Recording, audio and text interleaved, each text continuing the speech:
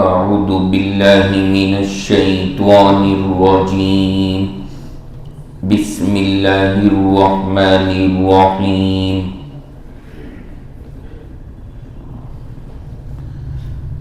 الذين يأكلون الربا لا يقومون إلا كما يقوم الذي يتخبطه الشيطان من المس ذلك بأنهم قالوا إنما البيع مثل الربا وأحل الله البيع وحرم الربا فمن جاءه موعظة من ربه فانتهى فله ما سلف وأمره إلى الله ومن عاد فأولئك أصحاب النار هم فيها خالدون. يمحق الله الربا ويربي الصدقات والله لا يحب كل كفار أثيم. إن الذين آمنوا وعملوا الصالحات وأقاموا الصلاة وآتوا الزكاة لهم أجرهم عند ربهم ولا خوف عليهم ولا هم يحزنون. يا أيها الذين آمنوا اتقوا الله وذروا ما بقي من الربا إن كنتم مؤمنين فإن لم تفعلوا فأذنوا بحرب من الله ورسوله وإن تبتم فلكم رؤوس أموالكم لا تظلمون ولا تظلمون. وإن كان ذو عسرة فنظرة إلى ميسرة وأن تصدقوا خير لكم إن كنتم تعلمون. واتقوا يوما ترجعون فيه إلى الله ثم توفى كل نفس ما كسبت وهم لا يظلمون. صدق اللہ العلی العظیم. اس وقت الحمدللہ درس قرآن کا ہمارا جو یہ سلسلہ جاری ہے، گزشتہ ہفتے سورۃ البقرہ کی آیت نمبر 274 تک ہمارے درس کے مضامین الحمدللہ مکمل ہو چکے ہیں، اور جو ایک مضمون کئی ہفتوں سے چلا آ رہا تھا،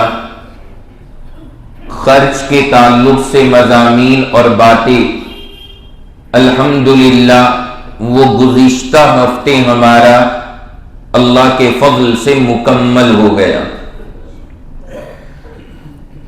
وہ آیت نمبر 274 تھی سورۃ البقرہ کی، اور وہاں جا کر کے ہمارا مضمون پورا ہوا ہے.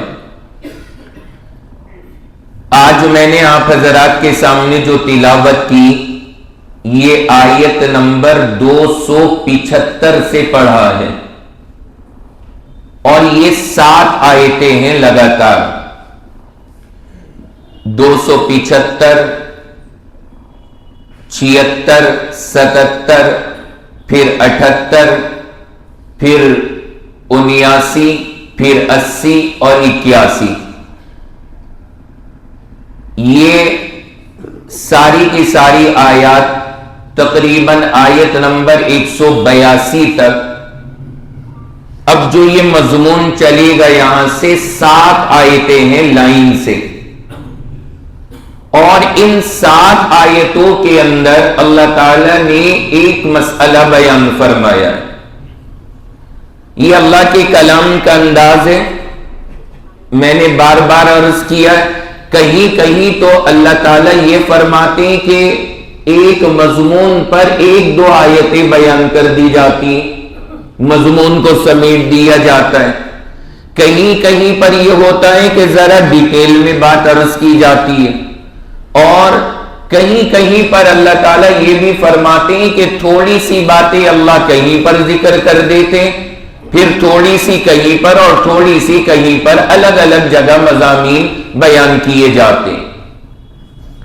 تو آج ہم سب کو ذرا سمجھنا یہ ہے، آپ سب یاد رکھیے گا، آج ہمارا جو درس شروع ہو رہا ہے یہ آیت نمبر 275 سے ہے، اور یہ 7 آیتیں ہیں لگاتار جو اللہ نے ایک مسئلے پہ بیان فرمائی ہیں،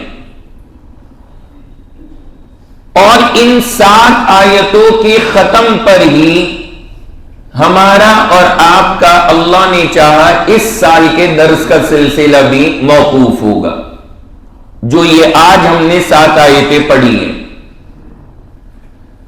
یہ جو 7 آیتیں ہیں اتنی جامع ہیں اور اتنی زبردست ہیں کہ میں ایک بات یہ عرض کرتا ہوں کہ اس وقت میں ہمارے معاشرے کی جو سب سے بڑی دکھتی رگ ہے، اللہ نے اس مسئلے سے اس میں بات فرمائی ہے، اور وہ کیا مسئلہ ہے؟ وہ مسئلہ ہے سودی لین دین کا، سود پر کام کرنے کا، سودی معاملات کرنے کا، سودی قرضے لینے کا، سودی قرضے کسی کو دینے کا، یعنی سود سے ریلیٹڈ جتنی بھی باتیں اللہ نے قرآن پاک کی ان 7 آیتوں کے اندر اکٹھی یہاں پر ذکر فرمائی ہیں۔ پورے قرآن میں تقریباً 10 آیتیں ہیں سود کے تعلق سے، پورے قرآن پاک میں 10 آیتیں ہیں، ان 10 آیتوں میں سے 7 آیتیں یہیں پر موجود ہیں جو اللہ نے سورۃ البقرہ میں یہاں پہ بیان کی ہے، اور جہاں پر یہ 7 آیتیں جا کر کے پوری ہو رہی ہیں، عجیب و غریب اتفاق دیکھیے گا، بس اس کے بعد سورۃ البقرہ کے پورے 2 رکوع باقی بچیں گے، اور اس کے بعد سورۃ البقرہ مکمل ہے۔ جہاں پر یہ 7 آیتیں پوری ہوئی ہیں، اس کے بعد سے لے کر سورت کے ختم تک صرف 2 رکوع باقی ہیں۔ تو الحمدللہ کئی ہفتوں سے آپ نے اللہ کی راہ میں خرچ کے آداب سنے کہ اللہ کا کلام اللہ کی راہ میں خرچ کے ہمیں کیا کیا طریقے بتاتا ہے، اور وہ آپ نے ماشاءاللہ بڑی وضاحت کے ساتھ میں سنا۔ اب چونکہ یہ سود کا ٹاپک آج شروع ہو رہا ہے، میں اس مسئلے کی اہمیت کے پیش نظر اس والے مسئلے کو بھی آپ حضرات کے سامنے پوری ڈیٹیل کے ساتھ میں عرض کروں گا، تاکہ ہمیں اور آپ کو مکمل طور پر سمجھ میں آئے کہ سود ہے کیا اور اس کے نقصانات ہمارے معاشرے کے لیے کتنے خطرناک ہیں۔ تو اللہ نے چاہا تفصیل کے ساتھ میں ڈیٹیل میں یہاں پر اس عنوان سے ہم بات کریں گے۔ اللہ تبارک و تعالی سے دعا فرمائیے کہ جو یہ عظیم الشان مسئلہ آج شروع ہونے جا رہا ہے، اللہ ہم سب کو اسے سمجھنے کی توفیق عطا فرمائے، اور اپنی زندگیوں میں اس طرح کی چیزوں سے اپنے آپ کو بچنے کی ہمت عطا فرمائے۔ یہ جو آج 275 نمبر آیت سے ہمارا عنوان شروع ہو رہا ہے سود کا، میں نے اسے الگ الگ چیپٹر میں تقسیم کیا۔ ساری چیزیں میں ایک ساتھ نہیں آپ کے سامنے رکھوں گا۔ آج میں آپ حضرات کے سامنے بنیادی طور پر جو ذکر کروں گا وہ یہ ہے کہ ان 7 آیتوں میں اللہ نے سود کے تعلق سے کیا باتیں بیان فرمائی ہیں۔ یعنی آج ہم صرف ان 7 آیتوں کے الفاظ کو سمجھیں گے کہ اللہ کے کلام میں جو الفاظ استعمال کیے گئے، ان الفاظ میں اللہ نے کیا کیا باتیں ہمیں سود کے تعلق سے سمجھائی۔ پوری ان 7 آیتوں کا صرف خلاصہ آپ کو سناؤں گا،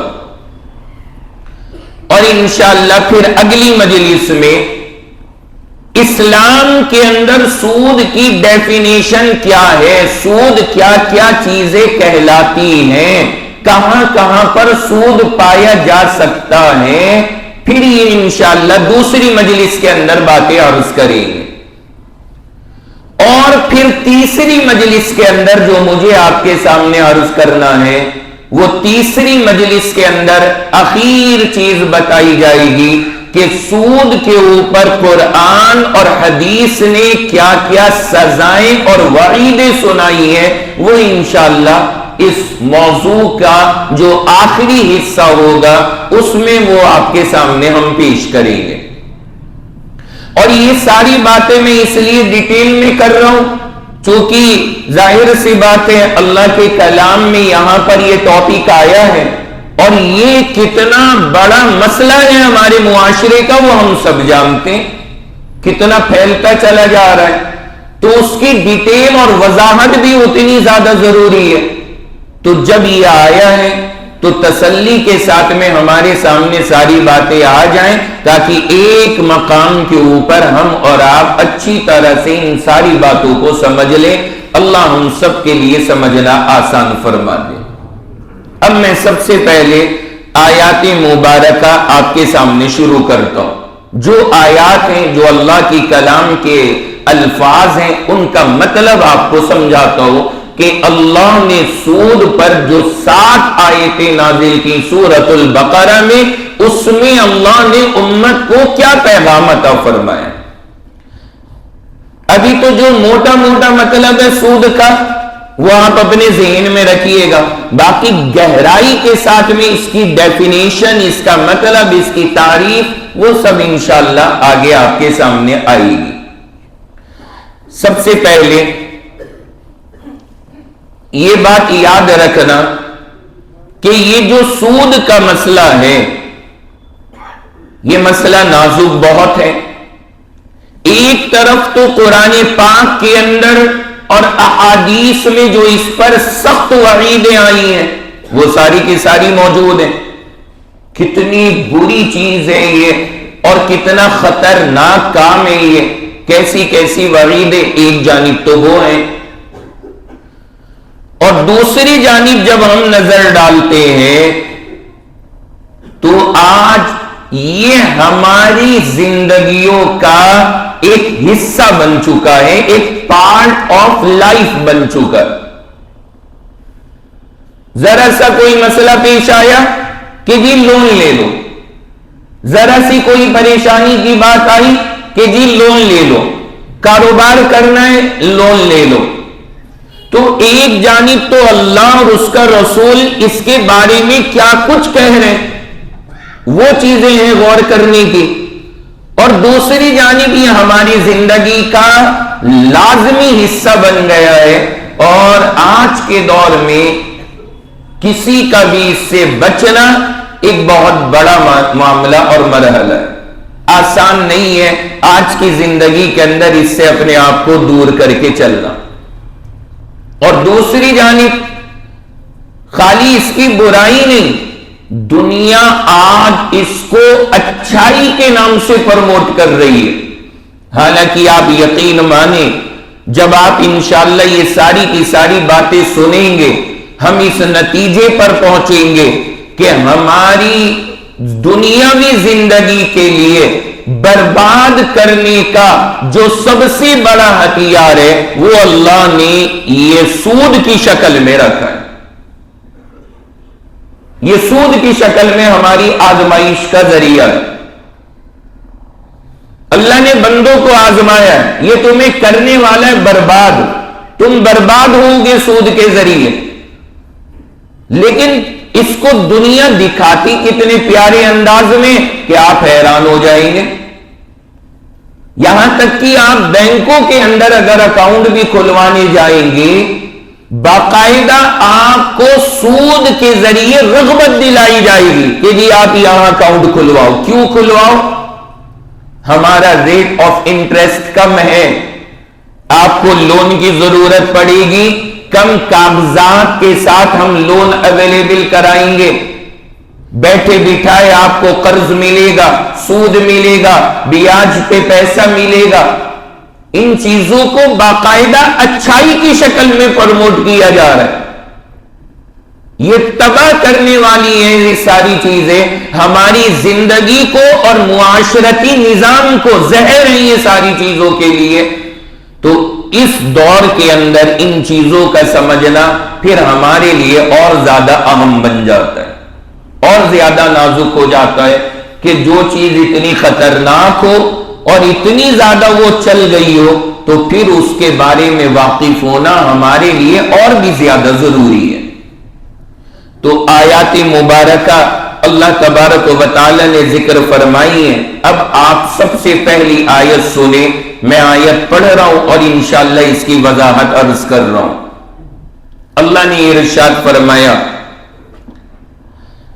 الذین یأکلون الربا، اللہ ارشاد فرما رہے ہیں کہ جو لوگ سود خور ہیں، سود کھانے والے ہیں، اللہ نے فرمایا سب سے پہلے تو ان کے بارے میں یہ سنو کہ مرنا تو ان سود خوروں کو بھی ہے، مریں گے تو یہ بھی، اور مرنے کے بعد زندہ بھی ہونا ہے۔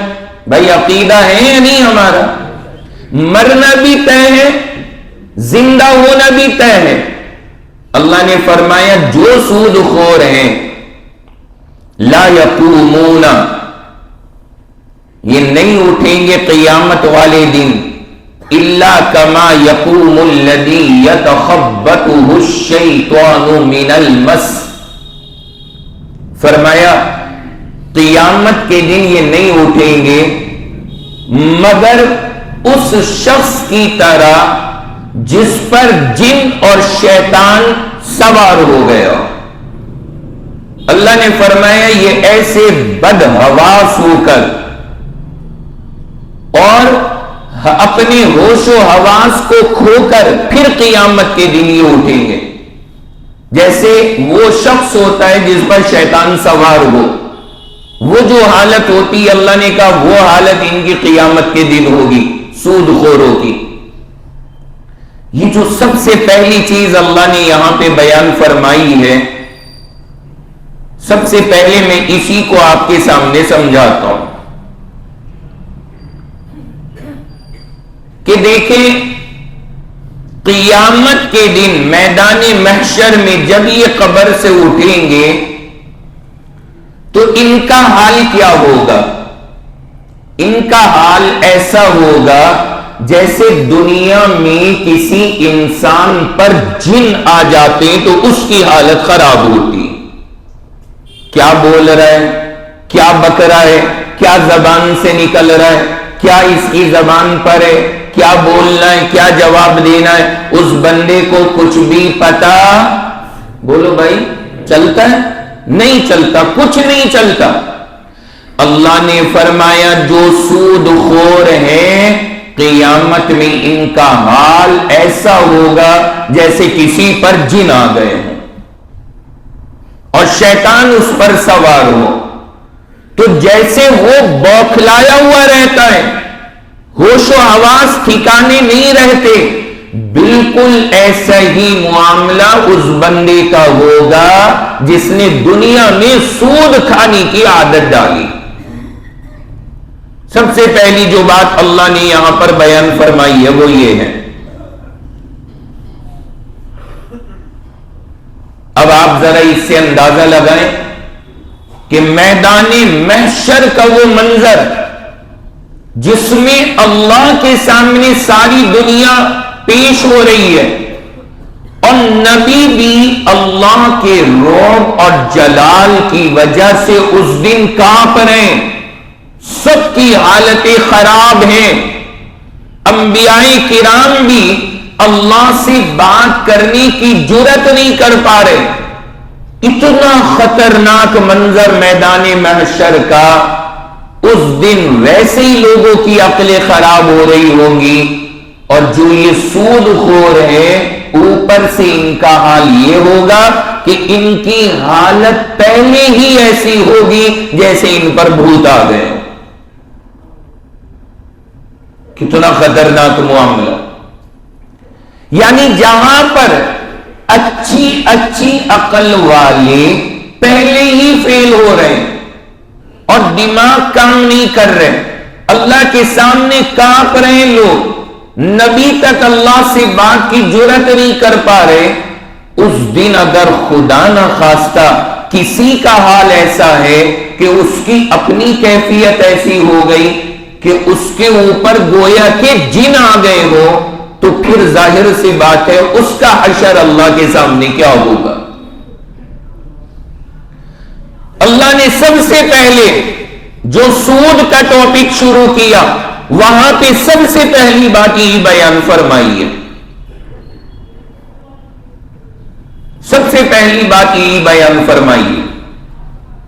تو بندہ امیجن کیا کرے کبھی بیٹھ کر، اور ان حدیثوں کو آپ سوچا کریں جو آپ سنتے میدان محشر کی ہولناکی کے بارے میں، کہ کتنا خطرناک وہ منظر ہوگا، اور اس منظر میں اللہ نہ کرے کوئی بندہ اس کیفیت کے ساتھ میں کھڑا ہو گیا اور اللہ نے اس حالت میں کسی کو اٹھا لیا، اور وہ جب اللہ کے سامنے آئے گا، اللہ کے سامنے آئے گا حساب دینے کے لیے، تو وہ بوکھلا رہا ہوگا، عقل ٹھکانے نہیں ہوگی، بے چین ہوگا۔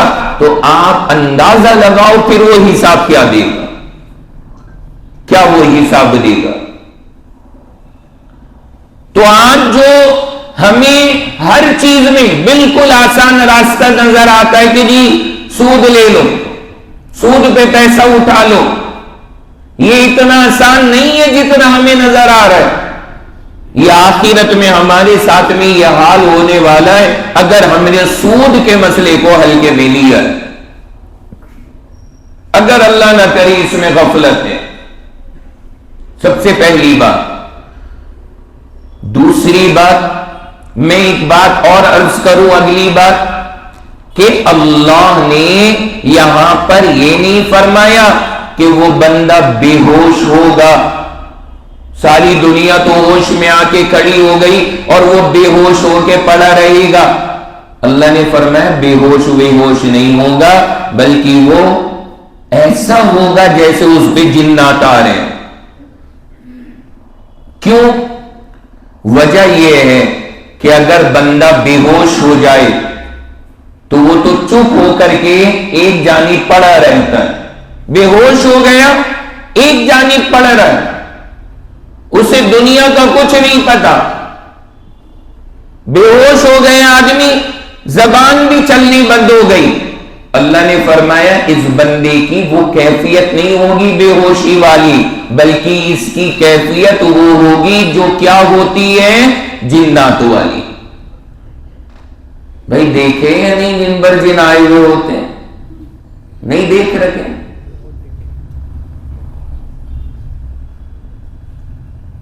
نہ پتا ہو، تمنا ہو تو بتائیے گا، پھر نظم کرائیں گے انشاءاللہ اس کا بھی، کوئی مسئلہ نہیں ہے۔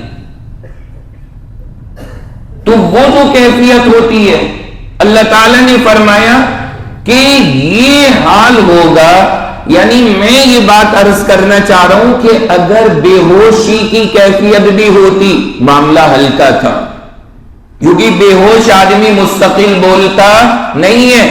اللہ نے فرمایا بے ہوشی کی کیفیت نہیں بلکہ جناتی کیفیت ہوگی، یعنی اس کی وہ حالت ہو رہی ہوگی، اور وہ ساری کیفیتیں، وہ الٹی بکواس، وہ سب اللہ کے سامنے کر رہا ہوگا۔ اب آگے اس کا مسئلہ کتنا بھاری پڑنے والا ہے وہ آپ اندازہ لگا لیں۔ بھائی ایک تو یہ ہے کہ ہمیں پی ایم کے پاس جانا پڑ جائے، ملک کے پی ایم کے پاس حاضری ہو، تو بندہ کیا کرے گا؟ بھائی پی ایم صاحب کے پاس جانا ہے ملاقات کے لیے، وہاں پہ مجھے جا کر کے حاضری دینی ہے، تو پہلے ہی اپنے ہوش و حواس صحیح رکھنے کی فکر کرے گا، ہوش و حواس صحیح رکھے گا، کیونکہ اسے پتا ہے اگر ہوش و حواس صحیح ہے اور پھر میں نے جا کر کے درخواست دی ملک کے وزیر اعظم کو، پھر بھی اگر قبول ہو جائے تو بڑا احسان ہے اس کا،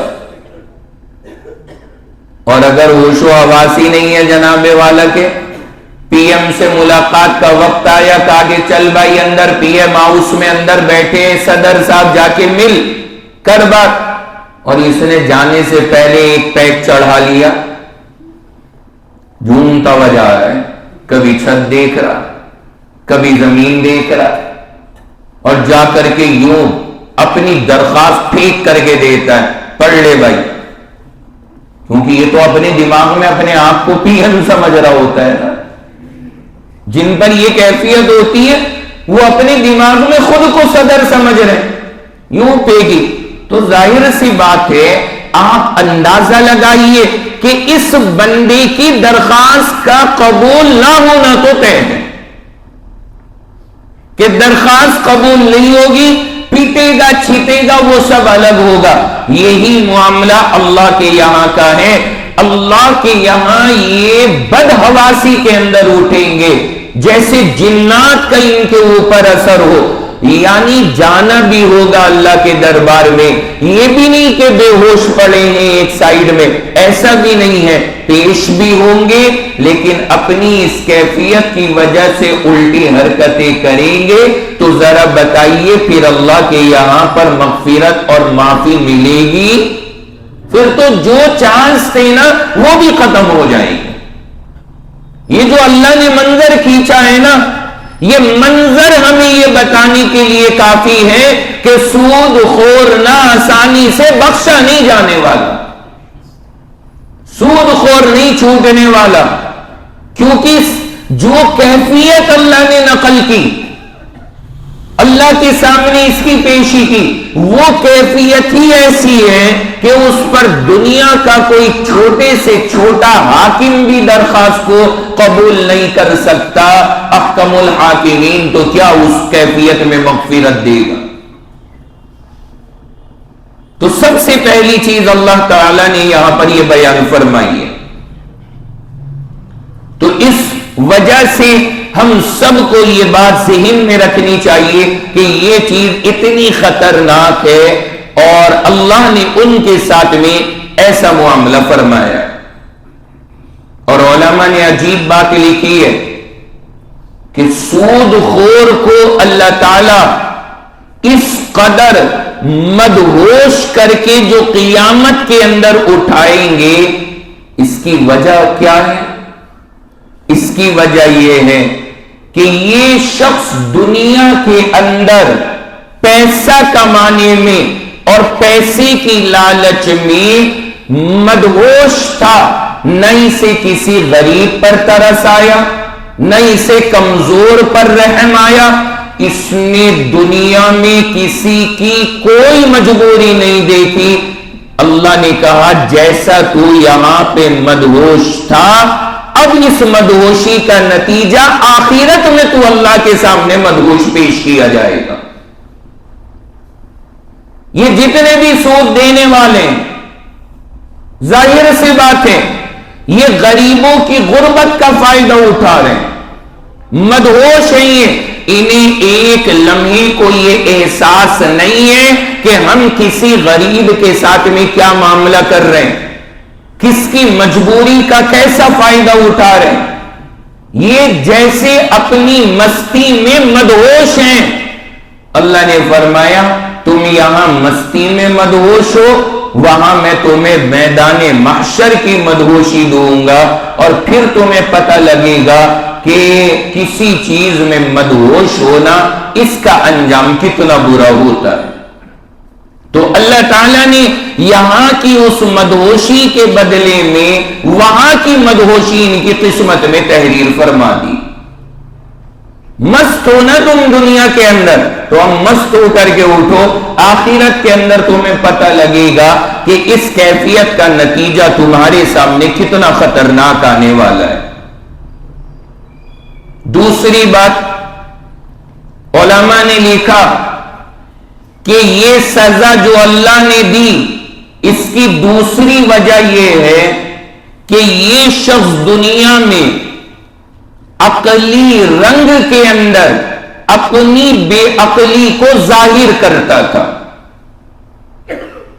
جو رنگ ہے، جو نظر آتا ہے، وہ بڑی عقل کی باتیں نظر آتی لیکن ہیں وہ ساری بے وقوفی کی باتیں. عقل کی باتیں کیا؟ جو لوگ سود کا معاملہ کرتے ہیں نا، ان سے اگر آپ بات کرو تو وہ بڑی عقل کی باتیں کرتے ہیں اور بڑے لاجک پیش کرتے ہیں کہ جی یہ مسئلہ اور یہ مسئلہ. وہ کہتے ہیں جیسے تم لوگ یہ کاروبار کر رہے ہو نا، تجارت کر رہے ہو، خرید و فروخت کر رہے ہو، جیسے تمہاری یہ تجارت ہے، جیسے تمہارے یہ کاروبار ہے، جیسے تم یہ لین دین کر رہے ہو، یہ کیوں کر رہے ہو؟ اس کے ذریعے تمہیں نفع ہوتا ہے. تو سود دینے والے بھی ہمیشہ یہ بات کرتے ہیں کہ ہمیں بھی اس کے ذریعے ایسا ہی نفع ہو رہا ہے، تو جب تمہیں وہ نفع نہیں پریشان کرتا تو ہمارا یہ نفع تمہیں کیوں کھل رہا ہے؟ تو یہ بے وقوفی کی بات ہے. انہوں نے بے وقوفی کی بات کو عقل مندی بنا کر کے پیش کیا اور ایسا دکھایا کہ جیسے ہم بڑے عقل مند ہیں اور معاشرے کے خیر خواہ ہیں. اللہ نے اس کا نتیجہ ان کے لیے یہ دیا کہ قیامت کے دن ان کو بے عقل کر کے اٹھایا تاکہ اس کا نتیجہ آج انہیں یہاں پر بھگتنا پڑے. تو جو سودی معاملہ تھا، سودی لین دین ہے، وہ ظاہر سی بات ہے کم عقلی کی چیز ہے اور نقصان کا ذریعہ ہے اور سوسائٹی کو برباد کرنے کا ذریعہ ہے. لیکن جن لوگوں نے یہ کام کیا انہوں نے بڑا عقل کا سہارا لیا اور کہا کہ نہیں بھائی، اس سے تو غریبوں کی مدد ہو رہی ہے، کمزوروں کو سہارا لگ رہا ہے، بے سہارا لوگوں کو مدد مل رہی ہے، اس لیے ہم سود کا کام کر رہے ہیں. آپ نے کم عقلی کو عقل کے لباس میں کر کے بیچا. اللہ تعالیٰ اس کے نتیجے میں قیامت میں انہیں بد عقل کر کے اٹھائیں گے اور ان کی عقلوں کو ختم فرما دیں. اس لیے فرمایا اللہ تبارک و تعالیٰ نے کہ اللہ تعالیٰ ان کے ساتھ یہاں پر یہ معاملہ فرمائیں گے اور اس طرح سے قیامت کے دن ان کو اللہ کے یہاں پر اٹھایا جائے گا. یہ چیزیں ہمیں سمجھنی کی اور ہمیشہ اپنے معاشرے میں نظر ڈالا کریں اور توجہ کیا کریں. اگر کوئی بھی بندہ سود کی جانب جاتا ہوا نظر آئے اسے یہ باتیں سمجھایا کیجیے، اسے یہ بتایا کیجیے، اسے بٹھائیے اور سمجھائیے اور سب سے پہلی چیز یہ بتائیے کہ بھائی دیکھو، سود اگر تم دو گے یا لوگے تو قیامت کے دن کس حالت میں اٹھو گے؟ سب سے پہلی چیز بولیں، سب بولیے. جیسا وہ بندہ ہوتا ہے جس پر جن آ جائے، تو سب سے پہلی وعید ہے اور ساتھ میں یہ چیزیں سنائیے کہ اللہ نے یہ سزا کیوں تجویز کی؟ کیونکہ تم نے بے وقوفی کے کام کو عقل مندی بتایا، اللہ نے تمہاری عقل پٹ کر کے قیامت میں تمہیں اٹھایا، تمہاری عقلوں کو خراب کیا. اور جس دن سب سے زیادہ تمہیں ضرورت ہوگی عقل کی، ہوش کی، اپنی سمجھ کی، اللہ اس دن تمہیں تمہاری عقل کی نعمت سے محروم فرما دے گا. تو علماء نے اس کے اندر یہ بات یہاں پر تحریر فرمائی ہے. اس کے بعد اگلی چیز یہاں پر یہ سمجھیے کہ اللہ نے جو سزا ان سود خوروں کے لیے تجویز فرمائی کہ جو بندہ سود کا معاملہ کرے گا اس کے لیے اللہ نے یہ سزا رکھی ہے. اس کی وجہ تو میں نے یہ آپ کے سامنے عرض کر دی کہ چونکہ انہوں نے دنیا کی دولت کے نشے میں مدہوش ہو کر غریبوں کی غربت کا فائدہ اٹھایا، اس لیے اللہ نے میدان محشر میں انہیں کیا کر دیا؟ مدہوش کر دیا. اور دوسری وجہ میں نے سمجھائی کہ چونکہ دنیا کے اندر انہوں نے اپنی بے عقلی کو عقل مندی بنا کے معاملہ کیا، اس لیے اللہ نے انہیں قیامت والے دن عقل سے پیدل فرما دیا اور عقل کو ان کی خراب فرما دیا۔ اس کے بعد ایک بات بڑی اہم ہے یہاں پر ذہن میں رکھنے کے لائق، کہ اللہ تعالیٰ نے جو یہ بات ارشاد فرمائی کہ جو لوگ سود کھاتے ہیں ان کے ساتھ اللہ یہ معاملہ فرمائیں گے۔ ہمارے معاشرے کے اندر ایسا بھی تو کوئی سمجھدار آدمی ہو سکتا ہے، کیونکہ ماشاءاللہ ہنر مندوں کی کمی نہیں، جو یہ کہیں کہ بھائی ایک کام کرو، سود تو لے لو، سود سے نہ روکو، لیکن ساتھ میں بجائے کھانے کے ایسا کرو کپڑے بنا دو، بجائے کھانے کے کیا کرو، کپڑے بنا لو، جوتے خرید کے لیے آؤ، سود کے پیسے، کھانا مت، کھانا مت۔ اللہ نے کھانے کے بارے میں کہا نا کہ جو سود کھاتے ہیں اللہ ان کے ساتھ یہ معاملہ فرمائیں گے۔ کبھی کوئی عقل مند آدمی آ کر کے کہنے لگے کہ جی ہم تو سود نہیں کھا رہے، ہم تو کیا کر رہے ہیں، سود کو پہن رہے ہیں۔ کوئی گارنٹی نہیں ہے نا ہمارے معاشرے میں، کسی بھی چیز کا کوئی بھروسہ نہیں۔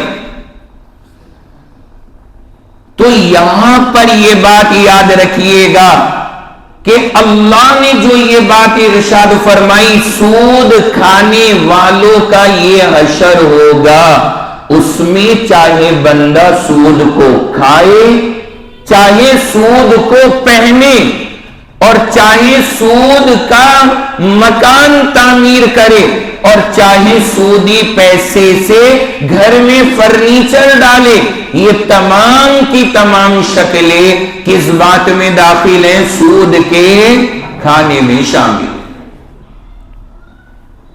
بہت سارے حضرات ہمارے معاشرے میں ایسے ایسے لاجک لاتے رہتے ہیں، رات دن عجیب و غریب حیرت ہوتی ہے سن کر کے۔ مسجدوں کے لیے چندے ہوں گے، اس میں کوئی سود خور ہے، وہ کہہ رہا ہے کہ جی میں بھی دے دوں۔ اب پتہ ہے کمیٹی والے کیا کرتے ہیں، لے لو اس سے، لے لو اس سے، اور پتہ ہے کیا جگاڑ نکالا اس کا، یہ کہتے ہیں کہ اس سے پیسے لے لو جو سود کے یہ دے رہا ہے، اور اس سے جو پیسے آئیں گے نا وہ مسجد میں نہیں لگائیں گے، ٹوائلٹ بنوا دیں گے۔ کیوں؟ ٹوائلٹ حرام کی صحیح ہے۔ مطلب یہ کس نے ہمیں بتایا، کس نے یہ بات سمجھا دی کہ ٹوائلٹ میں حرام کا پیسہ لگ جائے گا؟ جب آپ اپنا گھر بنائیں پھر تو یہ مطلب ہوا نا کہ جو آپ کے پاس اچھی رقم ہے اس سے سارا آپ نے گھر بنوا لیا، اور جو بینک کے انٹرسٹ کی رقم آپ کے اکاؤنٹ میں آئی ہوئی ہے اس سے اپنی شاندار والی ٹوائلٹ بنوا دی، بہترین ٹوائلٹ میں گرینائٹ اور ٹائلز اور ہر چیز برانڈیڈ لگوا دی، اور بندہ خوش ہے کہ جی لیٹرین ہے، ٹوائلٹ ہے، یہ تو باتھ روم ہے، یہاں تو سب چلے گا۔ کیوں چلے گا بھائی؟ وہ بھی تو یوز کی چیز ہے۔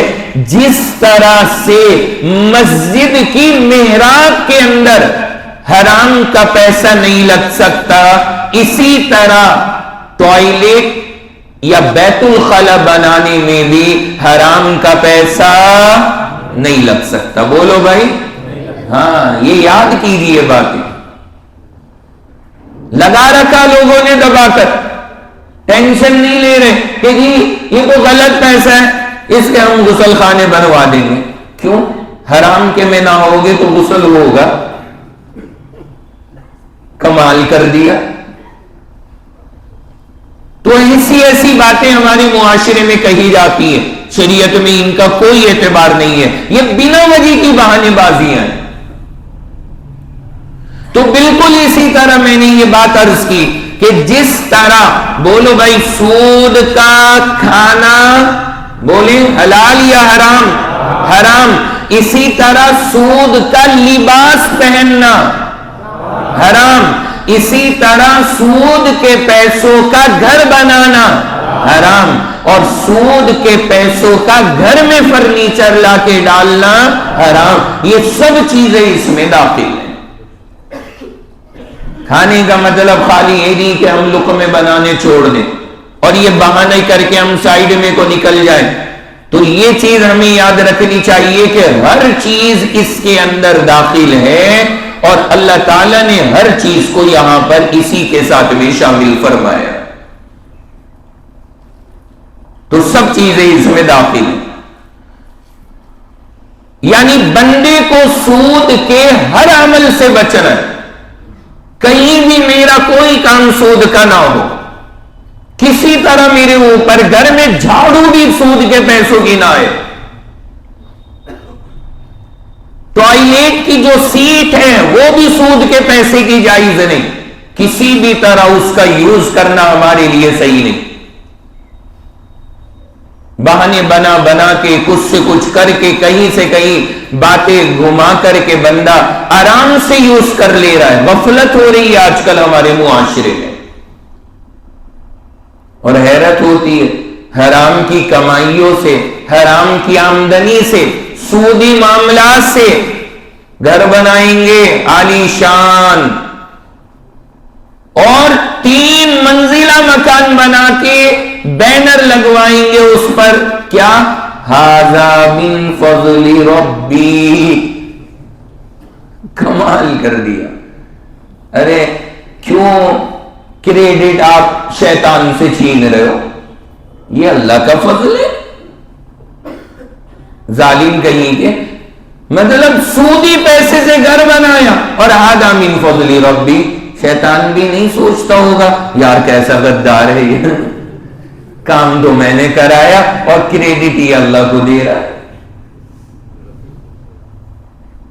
اگر حرام کی آمدنی سے بنائے تو پھر یہی لکھنا چاہیے نا کہ ھذا من فضل الشیطان، یہ شیطان کی کرم فرمائی کا نتیجہ ہے، یہ اللہ کی کرم فرمائی نہیں ہے جناب والا، یہ تو اللہ کی پکڑ ہے۔ ہم نے ھذا من فضل ربی، اللہ کا یہ نام ہے، شیطان بھی سر پیٹ رہا ہے بیچارہ کہ اس نے تو مجھ سے ہی وفا نہ کی۔ ایک عامل صاحب ہیں یہی سہارنپور میں، زیادہ ایڈریس نہیں بتاؤں گا میں، کبھی پہنچ جائیں لوگ وہاں پر۔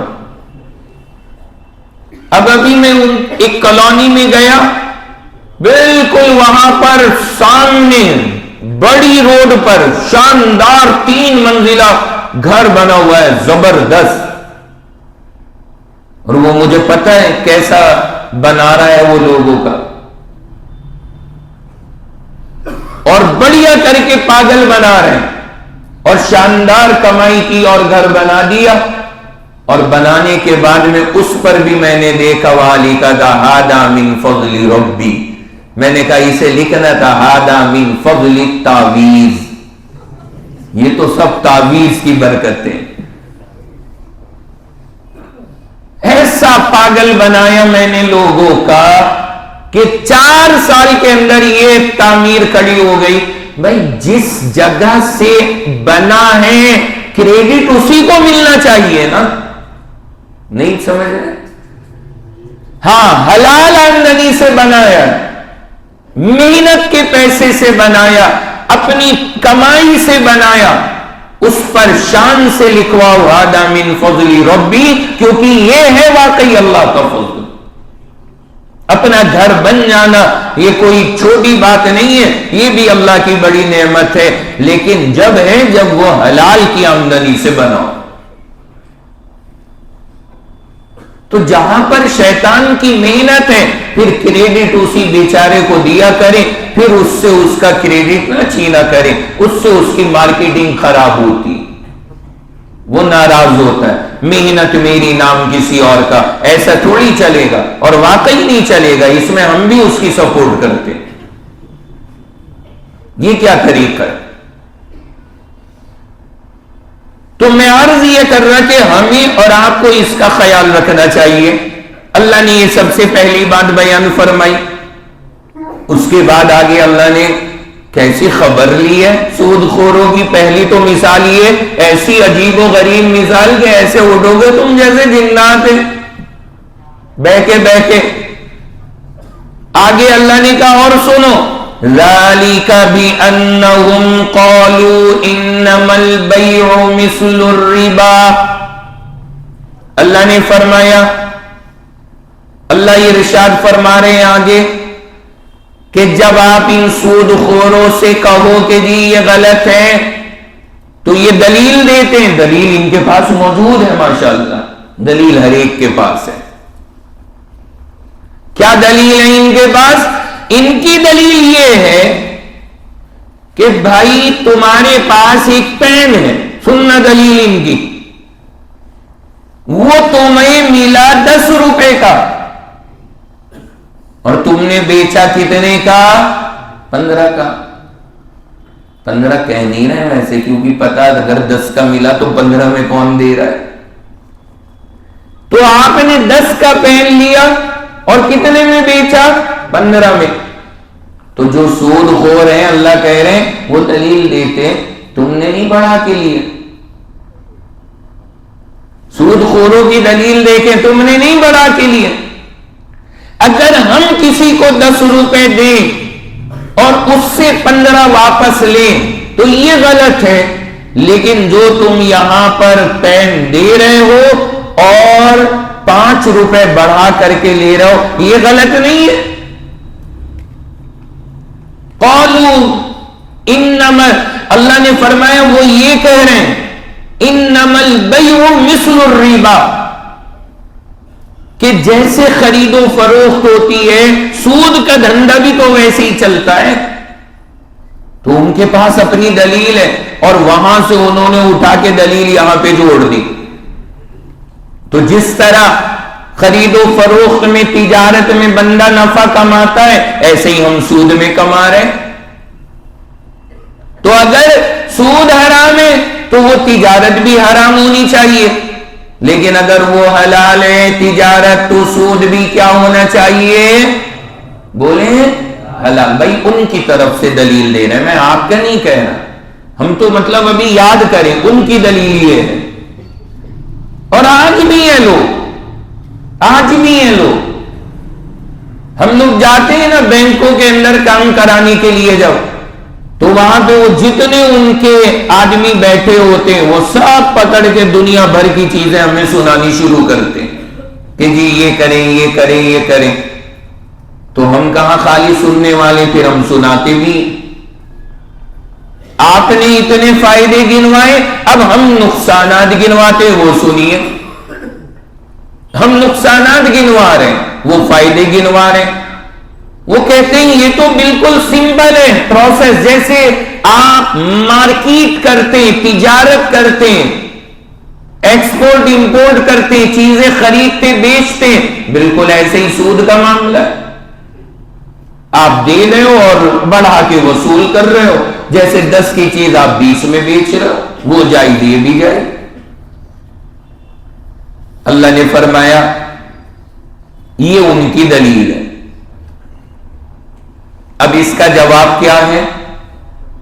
اس کا جواب کیا ہے کہ بھائی تجارت میں ہم 10 کی چیز ہمارے پاس آئی، ہم 15 کی بیچتے ہیں، یہ ہمارے لیے کیا ہے؟ بولو بھائی جائز ہے، کوئی منع نہیں. لیکن 10 روپے کسی کو دے کر 15 روپے واپس لیں تو یہ جائز نہیں ہے. انہوں نے کہا وہ جب جائز تو یہ بھی جائز ہو، دونوں کو جائز کہو. تو اب اس دلیل کا جواب کیا ہے؟ اللہ نے آگے دیا. ویسے پتہ ہے اس کا صحیح جواب کیا ہے؟ وہ وہی والا ہے، سمجھ رہے؟ یاد نہیں آیا. مفتی محمود الحسن صاحب نور اللہ مرقدہ والا، وہ ایک غیر مسلم مذہبی تھا. اس نے آ کے حضرت سے جب سوال کیا کہ حضرت بکری آپ کے یہاں کیا ہے؟ بولو بھائی بکرا تو حلال ہے نا، ہمارے یہاں بکرا حلال ہے. اور اس نے کہا کہ خنزیر حرام. حضرت نے کہا وہ حرام. اب یہ کیوں ہے فرق دونوں کے درمیان میں؟ یعنی بکری حلال اور خنزیر حرام.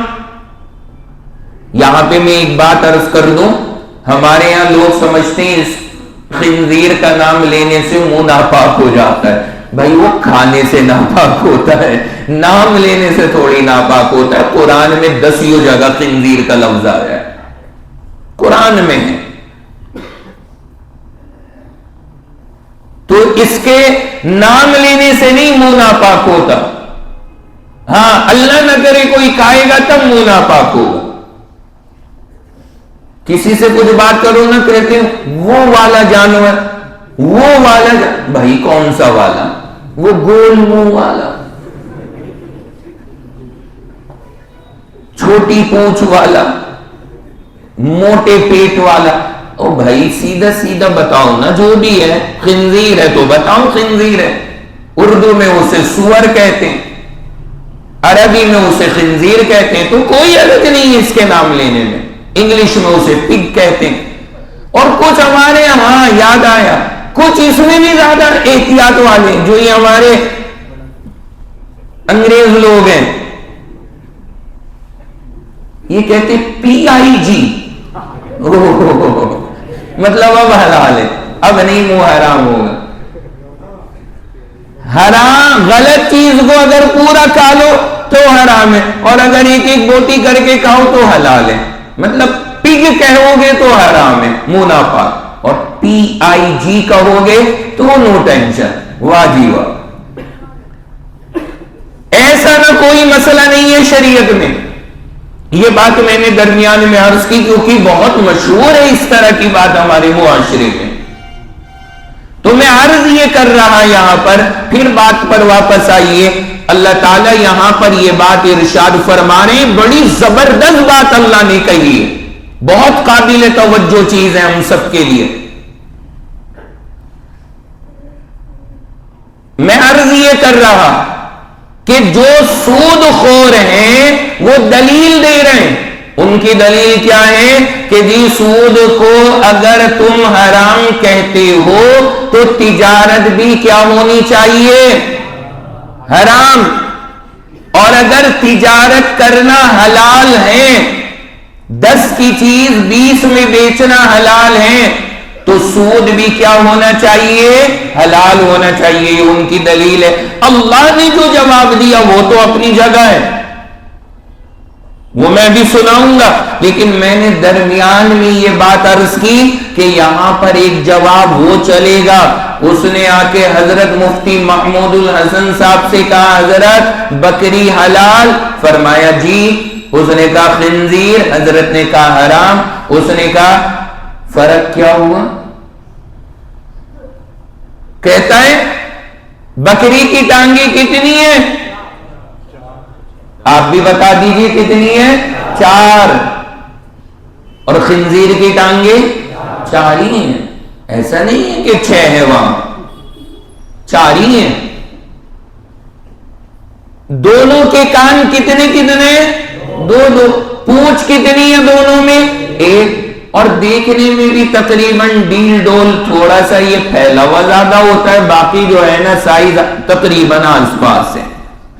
اس نے کہا جب سیم ٹو سیم ہے، سیم ٹو سیم ہے، یہ بھی ایسا یہ بھی ایسا، تو یا تو دونوں حلال ہوں اور یا دونوں حرام. اب حضرت نے جو جواب دیا، پہلے تو منہ والا جواب دیا جو اللہ نے یہاں پہ دیا ہے، وہ میں جواب سناؤں گا بھی بعد میں، لیکن وہ کہاں سمجھ میں آتا ہے صحیح سے؟ ٹیڑھی عقل ہے تو وہ نہیں سمجھ میں آتا. گھی بعض مرتبہ سیدھی انگلی سے نہیں نکلتا تو انگلی تھوڑی ٹیڑھی کرنی پڑتی ہے. تب حضرت نے فرمایا کہ اس کو نہیں سمجھ میں آئے گا، اب میں اسے اپنی لائن سے سمجھاتا ہوں. حضرت نے فرمایا یہ بتا تیرے والد گرامی کی ٹانگیں کتنی ہیں؟ کہ جی 2. حضرت نے فرمایا میری؟ اس نے کہا آپ کی بھی 2. ان کے ہاتھ کتنے ہیں؟ 2. میرے 2. سر سے پیر تک جتنی آنکھیں ان کی، جتنی ناک ان کی، جتنے کان ان کے، ہاتھ پیر سب سیم ٹو سیم. تو آپ کی والدہ کے لیے آپ کے والد کی طرح کیا میں بھی حلال ہوں؟ آپ کو کوئی آبجیکشن تو نہیں ہے نا؟ جی مولوی صاحب کیسی بےہودہ بات کرتے ہو، شرم نہیں آتی؟ اپنے چپل اٹھائے، اس نے کانپور کا واقعہ اور بغیر پہنے ہاتھ میں کہ مولوی بڑے بدتمیز ہوتے ہیں. حضرت نے فرمایا جب انہیں ہم مولوی اسٹائل میں بتا رہے تھے تو سمجھ میں نہیں آیا، اور جب انہیں ان کی زبان میں سمجھایا تو مولوی بڑے بدتمیز ہوتے. تو میں عرض یہ کر رہا، جو بندہ یوں کہے کہ جی سیم ٹو سیم، تو سیم ٹو سیم والوں کے لیے یہ جواب بہت شاندار ہے. بتا پھر سیم ٹو سیم میں یا تو دونوں حلال یا دونوں حرام. اگر سیم ٹو سیم سے دونوں کو حلال کرنا ہے تو یہاں بھی تو وہ ہونا چاہیے نا قانون. حضرت کو اللہ نے بڑی مہارت دی تھی. ہوتے ہیں علماء، اللہ تعالیٰ کسی کو کسی فن میں، کسی کو کسی لائن میں چمکاتا ہے. اللہ نے حضرت مفتی محمود الحسن صاحب کو حاضر جوابی میں بڑا ملکہ عطا فرمایا، یعنی بالکل موقع پر سٹیک جواب، جو سامنے والا یہ سوچے کہ یار کہاں کو بھاگو نکل کے. اللہ نے یہ ہنر دیا. تو اگر کوئی ایسی دلیل پیش کرے کہ جی تجارت اور سود خوری یہ دونوں سیم ٹو سیم ہیں تو دونوں حلال ہونے چاہیے یا دونوں حرام ہو، تو اس کا ایک جواب تو یہ ہے جو آپ نے سن لیا. باقی اللہ نے کہا. اب سنیے آپ اصلی جواب جو اللہ نے یہاں پر دیا ہے. اللہ تعالیٰ یہ ارشاد فرماتے ہیں احل اللہ البیع وحرم الربا. یہ ہے شاہی کلام اللہ کا. احل اللہ البیع وحرم الربا. اللہ نے کہا سیم ٹو سیم نہیں ہے. کیوں نہیں ہے؟ اللہ نے کہا میں تمہیں کوئی عقلی وجہ نہیں بتاؤں گا، سیدھی بات ہے کہ اللہ نے تجارت کو حلال کہا ہے اور سود کو حرام کہا ہے. بات ختم. اللہ کی مرضی. احل اللہ البیع وحرم الربا. اللہ نے حلال کیا ہے تجارت کو تو حلال ہے. بات ختم. اور سود کو اللہ نے حرام کیا ہے. بات ختم. آگے کوئی بات نہیں. یہ ہے شاہی کلام. اللہ نے انہیں ان کی اوقات دکھائی. تم ہو کون جو سیم ٹو سیم والی بات کر رہے ہو؟ اپنی حیثیت دیکھو. تم کس کے مسئلوں پر اعتراض کر رہے ہو؟ اللہ نے کہا یہ حلال ہے. کیوں؟ اس لیے کہ میں نے حلال کہا. اور یہ حرام ہے. کیوں؟ میں نے اسے حرام کہا. اب اللہ نے کیوں حلال کیوں حرام کہا؟ اللہ نے کہا میں مالک ہوں، میری مرضی، جو چاہے تو ماننا پڑے گا.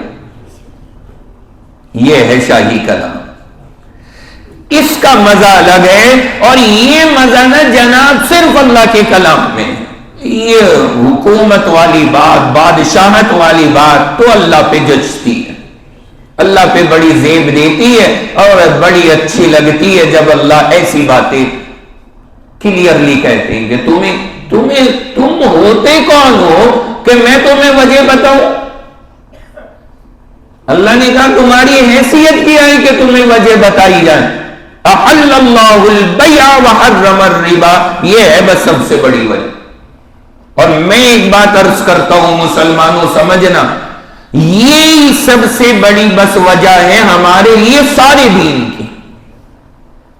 بس ہمیں اس کے بعد میں کچھ اور نہیں چاہیے.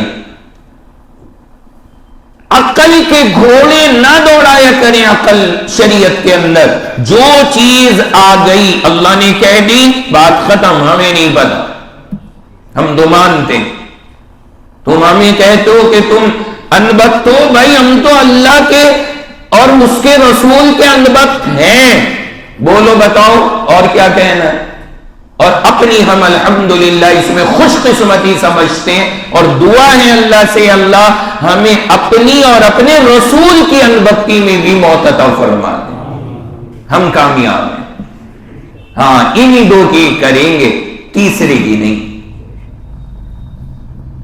جو بات اللہ نے کہہ دی, جو بات رسول اللہ نے کہہ دی, نہیں آ رہی سمجھ میں, ہمیں نہیں پتا آئے یا نہ آئے, ہمیں تو ماننا ہے, بات ختم. یہ سب سے سیف راستہ ہے, سب سے سیف. ابھی جب وہ کچھ وقت پہلے ڈیبیٹ ہوئی اللہ کے وجود پر, اور اس کا ہم نے یہاں خلاصہ آپ کے سامنے عرض بھی کر دیا. کتنے لوگ ہمارے پاس میں آ چکے ہیں, آپ یقین مانیں گے, حیران ہو جائیں گے, جنہوں نے وہ ٹاپک سن کر سمجھ میں آیا نہیں پورا. کچھ مسلمان تو کیا تھے کہ جی ہم جیت گئے, بس جیت کی خوشی منا لی, بات آگے ختم, بات ختم ہو گئی. کچھ تھے ایسے جو اس ٹاپک کی کھود کرید میں لگ گئے. یہ پورا سمجھنا ضروری ہے, اور وہ سمجھ رہے ہیں, ویڈیوز دیکھ رہے ہیں. دنیا بھر کے ایتھیسٹ کی انہوں نے ویڈیوز دیکھ ڈالی. اب جتنی دیکھ رہے ہیں اتنے اشکالات دماغ میں بھرتے چلے جا رہے ہیں, بھرتے جا رہے ہیں, مسئلے کھڑے ہوتے جا رہے ہیں, سوالات اب آ رہے ہیں. کئی لوگ آئے ہمارے پاس کہ جی یہ سوال سمجھایا انہیں سارا. ایک بندہ جب زیادہ ہی دیر تک الجھا رہا, میں نے پھر اسے حدیث کھول کے دکھائی. میں نے کہا دیکھ بابو, ایک لمٹ ہے, وہ اللہ کی ذات ہے, وہ اللہ کی ذات ہے, اور وہ خالق ہے, ہم مخلوق ہیں. اس نے ہمیں بنایا ہے. ہماری چھوٹی سی عقل اس کی ذات کا احاطہ اور گھیراؤ کیسے کر سکتی ہے؟ کیا ممکن ہے یہ ہونا؟ جو بنانے والا ہے کسی چیز کا, وہ ہمیشہ اس چیز سے زیادہ پاورفل رہے گا, اس چیز سے زیادہ پاورفل رہے گا. وہ اللہ, اس نے ہمیں بنایا. ہماری عقل اس کی ساری لیمٹس کا کنٹرول نہیں کر سکتی, احاطہ نہیں کر سکتی, اسے کیچ نہیں کر سکتی. میں نے کہا اللہ کے نبی نے آسان نسخہ دیا ہے. کیا ہے آسان نسخہ؟ فرمایا تم کھڑے ہوتے ہو نماز کے لیے اور شیطان آ جاتا ہے تمہارے پاس اور آ کے کہتا ہے اس کو کس نے بنایا؟ تم کہتے ہو اس نے, اس کو اس نے, اس کو اس نے. آخر میں بات جا کے پہنچتی ہے ان سب کو اللہ نے بنایا. حضور فرماتے ہیں پھر وہ ایک لفظ اور آگے کہلاتا ہے فمن خلق اللہ, اللہ کو کس نے بنایا؟ اللہ کے نبی نے فرمایا جیسے ہی آپ پہنچو فَلْيَسْتَعِذْ بِاللَّهِ وَلْيَنْتَهِ, اعوذ باللہ پڑھو اور اس ٹاپک سے باہر آ جاؤ. میں نے کہا یہ ہے آسان راستہ, بات ختم. میں نے کہا اللہ کی ذات کو جتنا ضروری ہے بس اتنی چھوٹی سی باتیں بتا دی گئی, تسلی کے ساتھ میں رہو, سمجھ لو. زندگی اگر اسی ٹاپک کے اوپر تم سوچتے رہو گے, یا تو اتنا علم حاصل کرو پہلے پھر سوچو, اور وہ علم نہیں ہوگا اور سوچو گے ڈیپلی جاؤ گے تو مسئلے کھڑے ہوتے چلے جائیں گے, کہاں تک جواب ڈھونڈو گے, اور پھر بالآخر شک شبے میں مبتلا ہو جاؤ گے. اس لیے سب سے بہتر ہے بس سیدھا جیسے ہی دماغ میں یہ بات آئے فمن خلق اللہ, اللہ کو کس نے بنایا, فوراً جواب دیا کریں اپنے دل کو میں بغیر کسی دلیل کے اللہ کو مانتا ہوں. بس بات ختم. جس دن یہ نظریہ بندہ اپنا لے گا سکون ہے, ورنہ تو پھر وہ ڈیپلی جاتا رہے گا, مسئلے پیدا ہوتے رہیں گے, اور کہیں پر ایک جگہ بھی سوال اٹک گیا وہیں شک پیدا ہو جائے گا. بھائی سمجھ میں آ گیا نا؟ اس کا بھی بندے کو خیال رکھنا چاہیے. ورنہ آپ دنیا میں دیکھیں، ایک صاحب ابھی کچھ دن پہلے مجھ سے الجھ رہے تھے.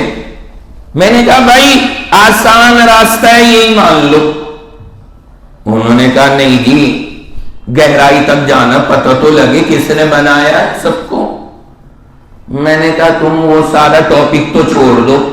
میں نے کہا تم پیدا ہوئے ہو، تمہارے پاس پروف ہے، تم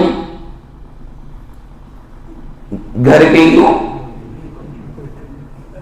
اپنا پروف لیا کبھی زندگی میں؟ پیدا ہو گئے، آگے دنیا کے اندر خوش ہیں کہ یہ ابا حضور ہے، یہ اما حضور ہے، ٹھیک ہے چلو ہو گئے، خوش ہیں. لیکن کبھی proof, DNA test کچھ کرایا کہ پتہ نہیں ہوں بھی یا نہیں ابا کا یا نہیں میں؟ اپنے وجود کی جناب کو خبر نہیں، اللہ کا وجود چیک کریں گے کہ جی یہ تو 100% ثابت ہونا چاہیے تب مانیں گے. پہلے اپنا تو ثابت کر لو، اپنا بھی تو ٹیسٹ کرا لو. اس میں تو بدے کو کبھی فکر نہیں. وہی بات ہے جب پھر یہ مجبوری میں مثالیں دینی پڑتی. باتیں کر رہے ہیں اتنی آگے کی، دنیا میں ہم نے کتنی چیزیں ایسی ہیں بغیر دلیل کے مانی ہوئی ہیں، بغیر دلیل کے مانی ہوئی ہیں. بڑے سے بڑے آدمی نے مانی ہوئی ہیں بغیر دلیل کے. کیا دلیل ہے ہمارے پاس میں؟ کچھ نہیں، بس نیک گمان ہے کہ ہاں بھائی اس گھر میں تو انہی کے ہوں گے اور کس کے ہوں گے. لیکن بھائی خطرہ تو ہے یا نہیں ہے کہیں اور کے ہونے کا؟ بولیے. خطرہ تو ہر جگہ پہ موجود ہے، لیکن آدمی نہیں تحقیق کرتا، بغیر دلیل کے مانتا ہے. میں نے کہا یہاں اتنی سی چیزوں میں مانتے ہو، اور جب بات آ جائے رب کی ذات کی وہاں تمہیں ہر چیز پر ہر اینگل سے دلیل چاہیے. حیرت کی بات ہے. تو میں عرض یہ کر رہا کہ یہ چیزیں ذہن کے اندر رکھیں. تو اللہ نے فرمایا کہ خرید و فروخت اور تجارت کیا ہے؟ بولیے. تھک گئے کیا؟ بولیں. حلال. اور سود خوری؟ کوئی کہے کہ دونوں سیم ہیں، دونوں حلال ہونی چاہیے. تو اللہ نے کیا جواب دیا کہ اللہ نے تجارت کو کیا کیا؟ حلال کیا، اور سود کو حرام کیا. بات ختم. وہ مالک ہے، اس کی مرضی، اس نے کیا ہے، بس کیا ہے، ختم. یہ والا مزاج نہ بنائے ہر چیز میں. جیسے بہت سارے حضرات یہاں پرچیاں آتی ہیں نا کہ جی مفتی صاحب وہ امام صاحب ظہر میں اور عصر میں چپ کے پڑھتے ہیں، فجر میں، مغرب میں، عشاء میں زور پڑھتے ہیں. ایسا کیوں؟ ہم کیا جواب دیتے ہیں؟ آپ نے یہاں بارہا سنا ہوگا، آپ جو درس کے ساتھی ہیں. ہم سیدھا جواب دیتے ہیں ایسا اس لیے کہ ہمارے، بولو بھائی، نبی نے ایسا کیا. بات کرو، پیغمبر نے ایسا کیا. اب پیغمبر نے ایسا کیوں کیا ہمیں ضرورت ہی نہیں ہے پتہ کرنے کی.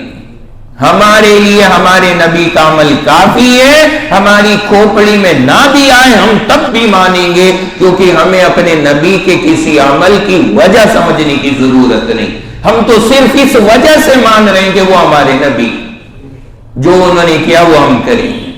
بات ختم. یہ سب سے صحیح راستہ ہے آج کے فتنوں والے زمانے میں. کچھ کہتے حالانکہ جواب لکھے کتابوں میں، لیکن میں کہتا ہوں کیوں ضرورت پڑی ہے بھائی زیادہ کھود کریت کرنے کی؟ بس حضور کا عمل ہے، کافی ہے. بات ختم. کچھ کہتے کہ جی فجر کے بعد اور ظہر کے بعد امام منہ گھما کے بیٹھ جاتے ہیں، ظہر میں اور مغرب میں اور عشاء میں نہیں بیٹھتے. ان 3 نمازوں میں سیدھے سیدھے دعا کر کے اٹھ جاتے ہیں. سب کیوں؟ بھائی نہیں دل کر رہا اس کا منہ گھمانے کا، چھوڑ دو اسے اللہ کے بندو. نہیں، کیوں؟ تو سیدھا جواب ہے کیوں؟ اس لیے کہ ان نمازوں میں ہمارے نبی سے ایسا ہی ثابت ہے. اب کیوں نہیں گھمایا اور نمازوں میں ہمیں کسی دلیل کی ضرورت نہیں ہے، نبی نے کیا، بات ختم. حالانکہ وجہ لکھتے ہیں علماء، لیکن میں کہتا ہوں مزاج نہ بنائیں ہر جگہ وجہ ڈھونڈنے کا، ورنہ بندہ پریشان ہو جائے گا. تو اللہ نے وہ چیز بیان فرمائی. مزہ آتا ہے اللہ کا کلام دیکھنے میں.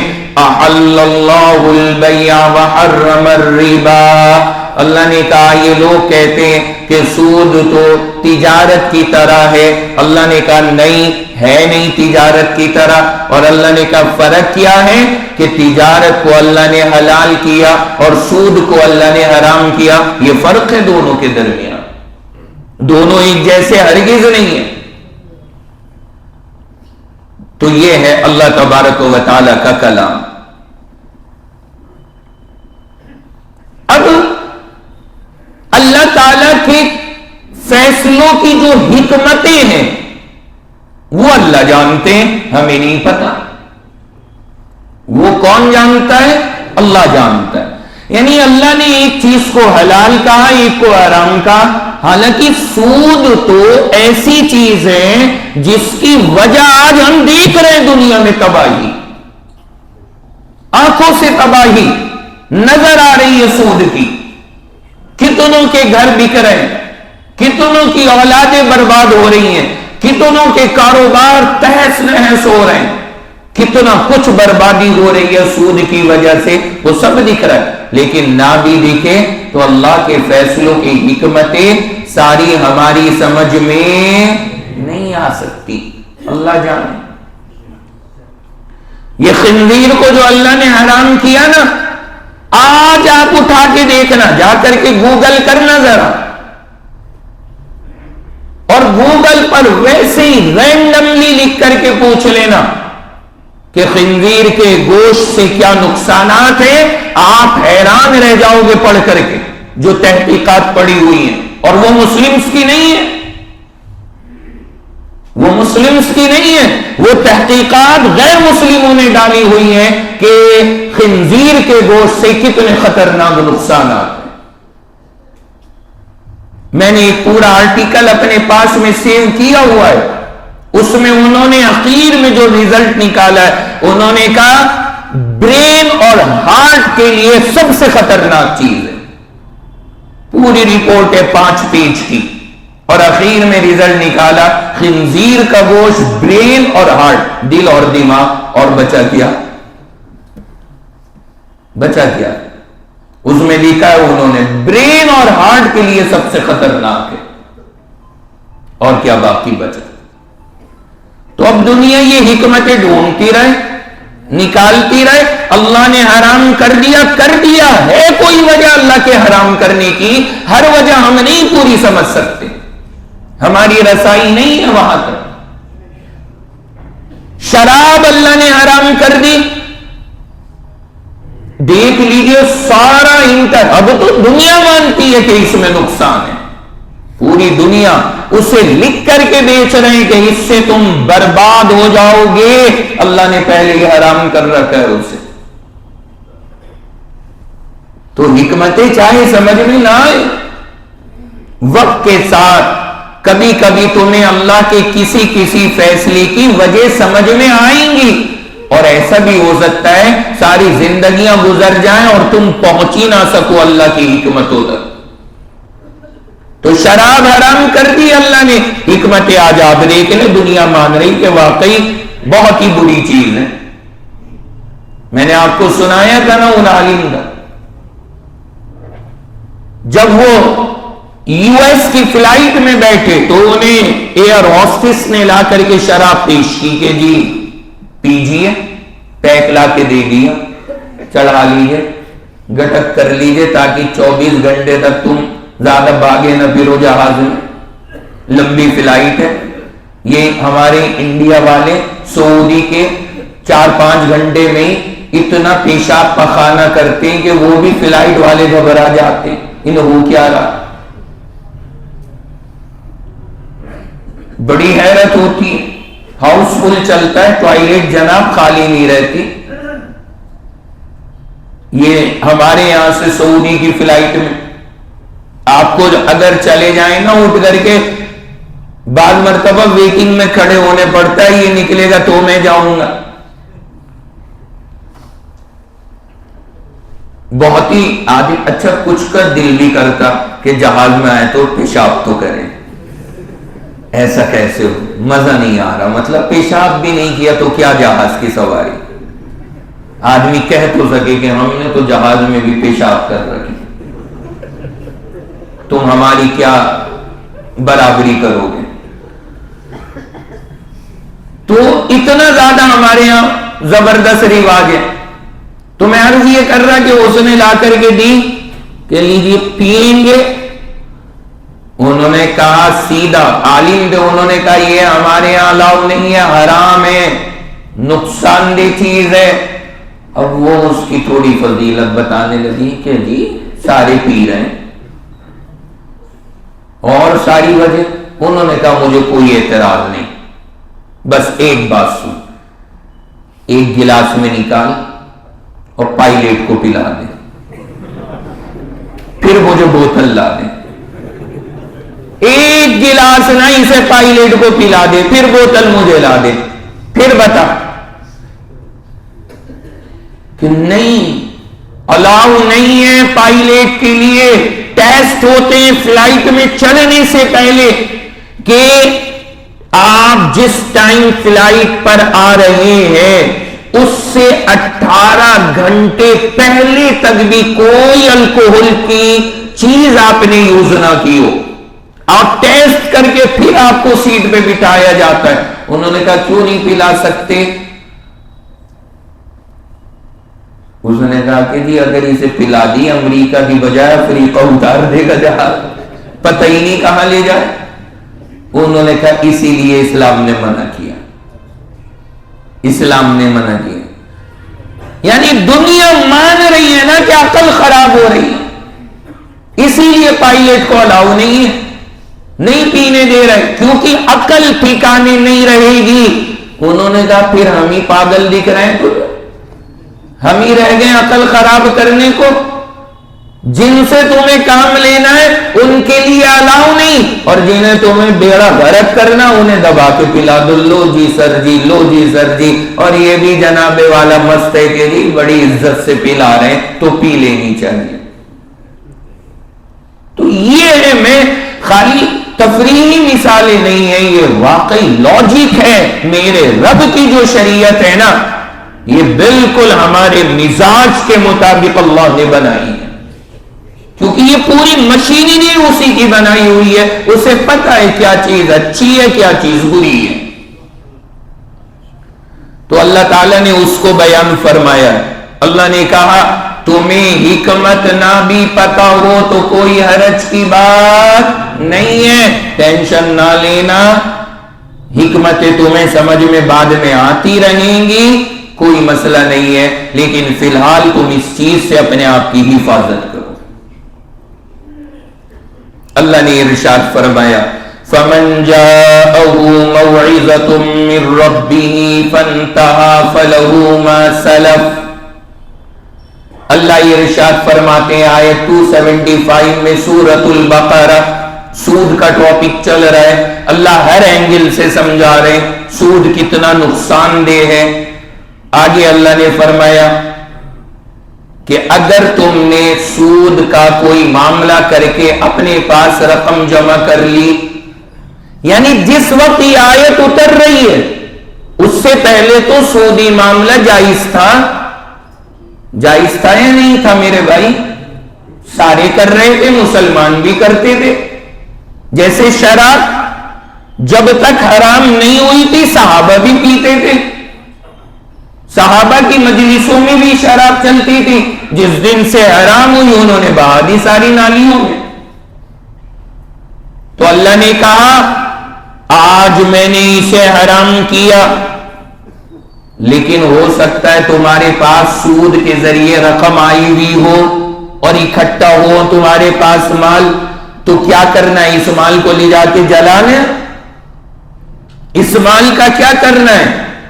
تو اللہ نے کہا اگر تم آج کے بعد آگے کے لیے توبہ کر لو اور یہ ارادہ کر لو کہ میں آج کے بعد اب یہ کام نہیں کروں گا، تو اللہ تعالیٰ نے ارشاد فرمایا فَلَهُ مَا سَلَفَ، جو نفع تمہارے پاس اب تک آیا ہوا ہے وہ استعمال کرنا جائز ہے، آگے سے نہ کرنا۔ تو اللہ تعالیٰ نے ان حضرات کو یہ یہاں پر حکم عطا فرمایا، جو اب تک جمع کی ہے رقم اسے جلانے کی ضرورت نہیں، اسے پھینکنے کی ضرورت نہیں، وہ رقم تمہارے پاس ہے تم اسے اپنے پاس رکھو، لیکن آگے سے اب کوئی اور معاملہ نہ کرنا۔ اب ہمارے یہاں نا بہت سارے لوگ جو یہاں بیٹھے ہیں وہ سوچ رہے ہوں گے یہ صحیح ہے۔ اب ہم بھی جو ہے نا درمیان میں سب کے رہتے ہوئے سارے چور دروازوں سے واقف ہو گئے، رات دن سن کر کے اب کچھ سوچیں گے کہ ٹھیک ہے مفتی صاحب، بس آج تک جو ہم نے کیا سود خوری کا کام، بس وہ تو ٹھیک ہے، وہ جائز ہو گیا ہمارے لیے، اب آج کے بعد نہیں کریں گے۔ آ رہا ہوگا کچھ کے ذہن میں یہ آپشن، اور آج کیا رہا ہوگا، یہ آیت بتا رہی ہے، اللہ نے کہا جو ہو چکا وہ معاف ہے، آگے سے توبہ کر لو۔ لیکن جناب والا ذرا رکیے اور سمجھیے، یہ پتہ ہے اللہ تعالیٰ نے کس کے لیے کہا ہے؟ یہ ان لوگوں کے لیے کہا ہے جس وقت یہ آیتیں اتری ہیں جب تک سود حرام نہیں تھا، حلال تھا، تو وہ تمہارے پاس آیا تو آیا تو وہ اس وقت کے حساب سے حلال طریقے پر ہے نا؟ ارے بولیے نا میرے بھائی، اس وقت کے حساب سے تو حلال ہے نا، اب حرام ہو گیا تو آگے سے مت لینا، لیکن جو آیا ہوا ہے وہ تو حلال ہے۔ لیکن اگر اللہ نہ کرے ہم میں سے کسی کے پاس سود کا نفع آیا ہے تو بتائیے جس وقت وہ نفع ہمارے پاس آیا اس وقت سود حرام تھا یا نہیں تھا؟ یا کوئی 1450 سال پہلے کبھی بیٹھا ہوا ہے؟ ہاں، کبھی کوئی جن ہو کہ میں زندہ ہوں، اب تو حضور کے دور کے جن بھی نہیں ہیں دنیا میں، وہ بھی ختم ہو گئے۔ آج کی تاریخ میں یہ جملہ کہنے کا کسی کے پاس آپشن نہیں ہے، کیونکہ اللہ نہ کرے اگر ہم میں سے کسی کی جیب میں یا اکاؤنٹ کے اندر اگر سود کا پیسہ ہے اور آیا ہے تو یقیناً وہ سود کے حرام ہونے کے بعد ہی آیا ہے۔ تو جب وہ حرام ہونے کے بعد آیا ہے تو آج اگر ہم توبہ بھی کریں ہمارے لیے اس کا استعمال کرنا جائز نہیں ہوگا۔ جہاں سے آیا ہے، جس سے وصولا ہے، اس کو واپس کرنا ضروری ہوگا،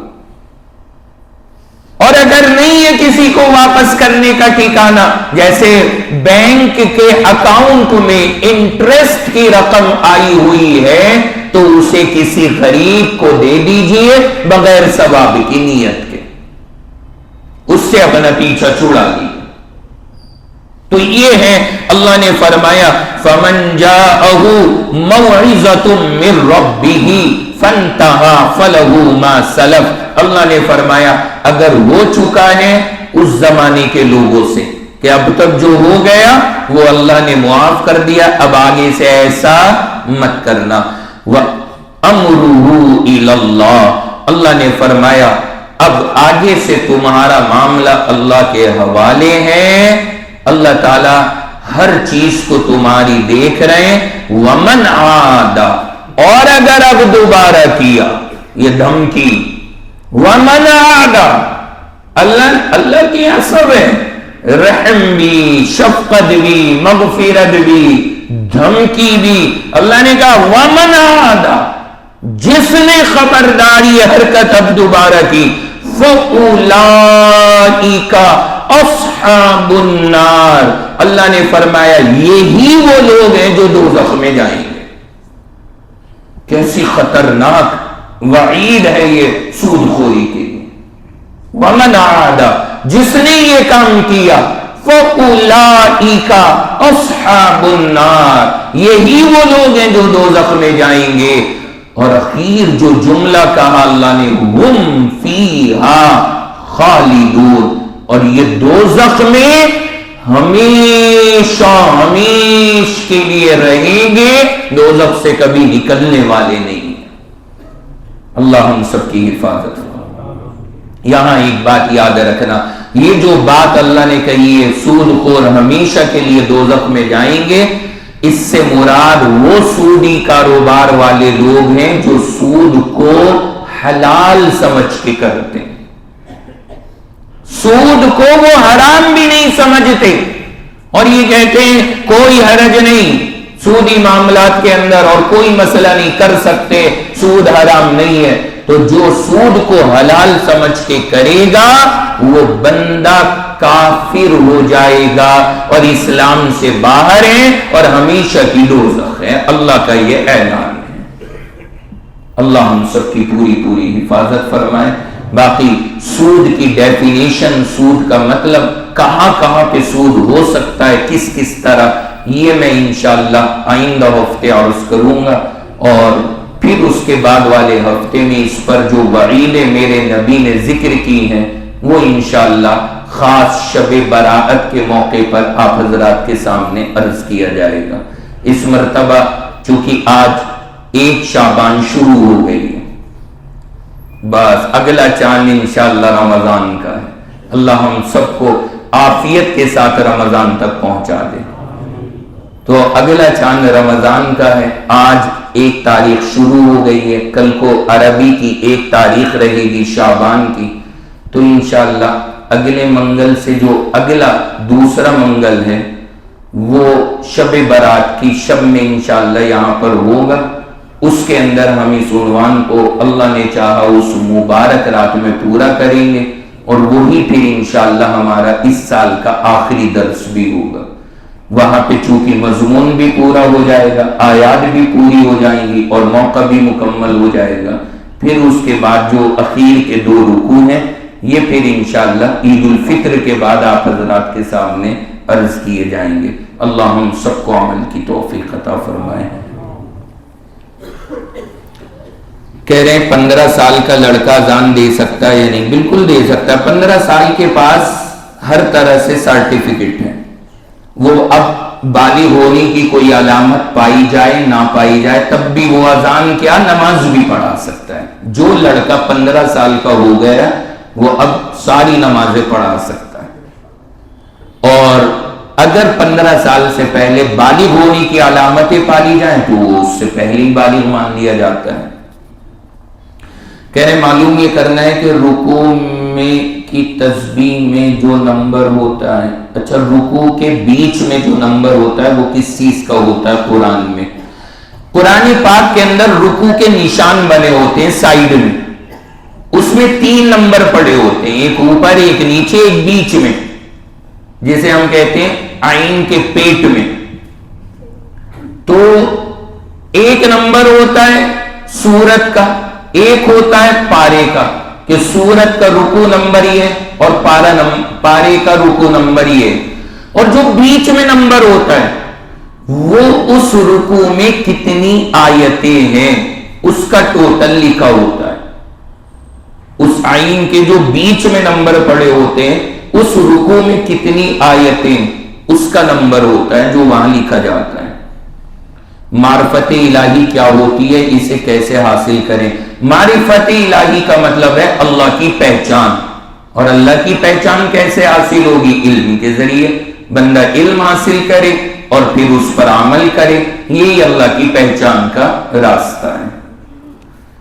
کہہ رہے ہمارے پاس 50 روپے کا پائجامہ آ رہا ہے، میں اسے 150 کا بیچتا ہوں، اب کوئی چوری کر لے تو مجھے قیامت کے دن چوری کرنے والے کے پاس سے 50 روپے کی نیکیاں ملیں گی یا 150 کی؟ واہ جی واہ، کیا زبردست اس بندے نے دماغ لگایا ہے۔ ان کے پاس جو کپڑا آ رہا ہے نا وہ 50 کا ہے، بیچ رہے ہیں 150 کا، کسی نے وہ چورا لیا، یہ کہہ رہے ہیں قیامت میں اس کے بدلے نیکیاں دلوائی جائیں گی، تو 50 کا ریٹ لگے گا یا 150 کا؟ ہماری پبلک کتنی ماشاءاللہ سمجھدار ہے، دیکھیں کیسے جینیس لوگ ہیں ماشاءاللہ۔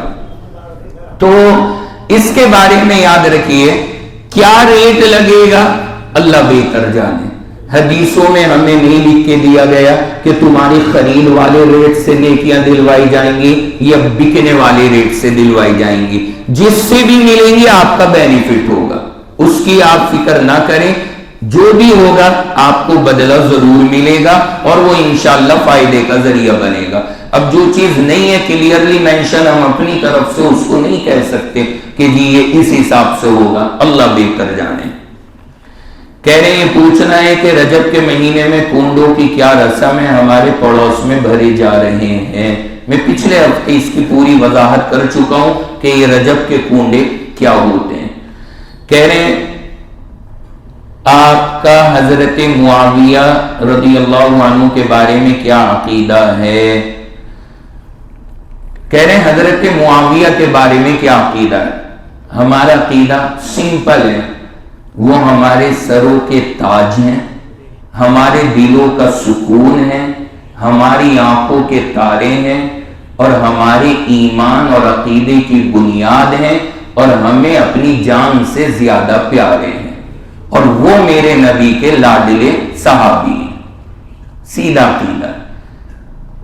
تو الحمدللہ، اور جو حضرات اس عقیدے میں یوں کٹ مارتے ہیں دائیں بائیں کے، بس تھوڑا سا انشاءاللہ صبر کریں، محرم الحرام کمنگ سون، انشاءاللہ اس میں اس ٹاپک کو ہم بہت ڈیٹیل میں آپ کے سامنے رکھنے والے ہیں۔ میں پہلے بھی یہ بات عرض کر چکا ہوں، جتنے اعتراضات لوگ کرتے ہیں اور جو باتیں کرتے ہیں، اللہ نے چاہا میں ہر مسئلے کو یہاں پر پوری تفصیل کے ساتھ میں آپ کے سامنے ذکر کروں گا۔ کہہ رہے ہیں کہ ہم تفسیر میں آتے ہیں لیکن نماز ہم میں سے کوئی پابندی سے نہیں پڑھ پا رہا، کئی ساتھی ہیں ہم، ایک دوسرے کو ہم مسئلہ بھی بتاتے ہیں لیکن نماز نہیں پڑھ پاتے ہیں، کہہ رہے ہیں اس میں سے میں بھی ہوں۔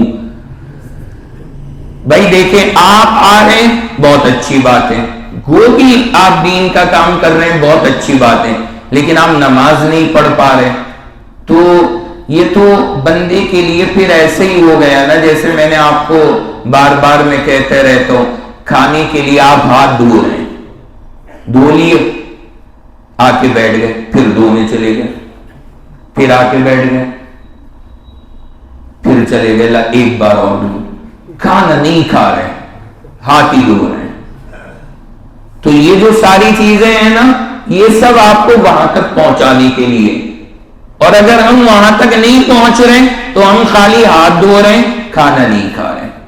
تو میرے بھائی، نماز کے بغیر تو کچھ بھی نہیں، اس لیے اس کا اہتمام کریں، غفلت نہ کریں خدا کے لیے۔ کہہ رہے ہیں کہ ایک صاحب ایک کیس میں مبتلا ہے، کل ملا کر 10 لوگ ہیں، دعا کریں اللہ انہیں رہائی، اللہ ان کو بھی اور بھی جتنے مظلوم جیلوں کے اندر بے قصور بند ہیں، اللہ سب کو رہائی عطا فرمائے۔ کہہ رہے ہیں B.Com کے ایگزام دے رہا ہوں، دعا فرما دیجئے تمام بچوں کے لیے۔ بالکل، اللہ اس وقت میں ہمارے کچھ اسکول والے ان کے بھی کچھ ایگزام ہیں، اور ہمارے یہاں مدرسوں میں بھی اس وقت میں فائنل ایگزام چل رہے ہیں، اللہ سبھی کو کامیابی عطا فرمائے۔ کہہ رہے ہیں سنا ہے حضرت ایوب کے جسم میں کیڑے ہو گئے تھے، میں یہ بات پہلے عرض کر چکا ہوں، اللہ کے بندو ایسی باتیں نہ کیا کرو، نبی کے لیے یہ بالکل مناسب نہیں ہے کہ جسم میں کیڑے ہوں، کون جائے گا پھر دین سیکھنے؟ اور نبی تو ہوتے ہی اس لیے تاکہ دنیا ان سے دین سیکھے۔ کسی آیت میں نہیں لکھا یہ کیڑے والی بات، کسی حدیث میں نہیں ہے. ایک آدھ کتابوں کے اندر کسی نے الگ سے لکھ دیا ہے، کچھ کتابوں میں تفسیر کی، لیکن اس کی بھی کوئی معتبر سندیں نہیں ہے. لہذا ہمارے لیے اس بات کو پیش کرنا صحیح نہیں ہے. کچھ تو یہاں تک بتاتے ہیں کہ کوئی کیڑا آگے چلا جاتا تو وہ اٹھا کے یہاں رکھ لیتے تھے کہ بھائی تو کہاں جا رہا ہے، یہاں آ جا. کچھ بھی ہم سنا دیں. کہہ رہے ہیں کہ کیا ہم اپنی کمائی میں سے 100 میں سے 2% نکال سکتے ہیں، یہ نفل ہوں گے یا واجب؟ یہ نفل ہوں گے. آپ جو کما رہے ہیں اس میں سے 2% 1% نکالتے ہیں، یہ نفلی صدقہ کہلائے گا، واجب نہیں. کہہ رہے میں نے ایک بچہ لیا ہے، کیا میں اس کو اپنی بھابھی کا دودھ پلوا سکتی ہوں یا بہن کا ہی پلوانا ضروری ہے؟ دیکھیے اس میں ایک بات یاد رکھنا کہ اگر لڑکا لیا ہے کسی نے گود، لڑکا لیا ہے تو اس لڑکے کو دودھ پلوانا پڑے گا عورت کی بھابھی یا بہن سے. جس عورت نے گود لیا ہے لڑکے کو، اس عورت کی بھابھی یا بہن کا دودھ پلوا دو تو اس عورت کا کیا ہو جائے گا؟ یہ بھانجا یا بھتیجا. تو بالغ ہونے کے بعد پردہ نہیں ہوگا. اور اگر لڑکی لی ہے کسی نے گود تو پھر شوہر کی بھابھی یا شوہر کی بہن اس کا دودھ پلوا دو تو پھر وہ شوہر کے لیے کیا ہو جائے گی؟ بھانجی یا بھتیجی. تو پھر اس کا بالغ ہونے کے بعد پردہ نہیں ہوگا. تو آپ یہ 2 طریقوں میں سے کچھ بھی کر سکتے ہیں.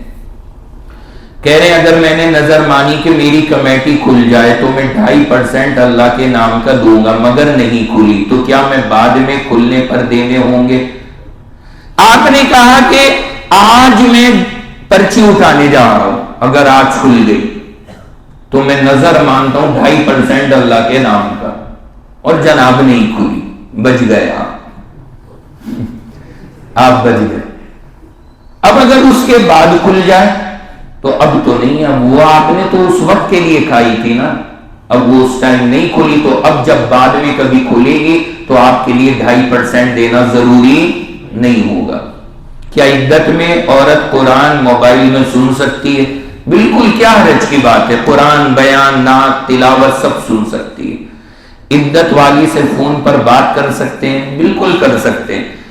یہ ہمارے یہاں بڑی غلط فہمی ہے کہ عدت میں عورت ہے فون پہ بات نہ کرو. کچھ تو عورتوں سے بھی نہیں بات کرواتے.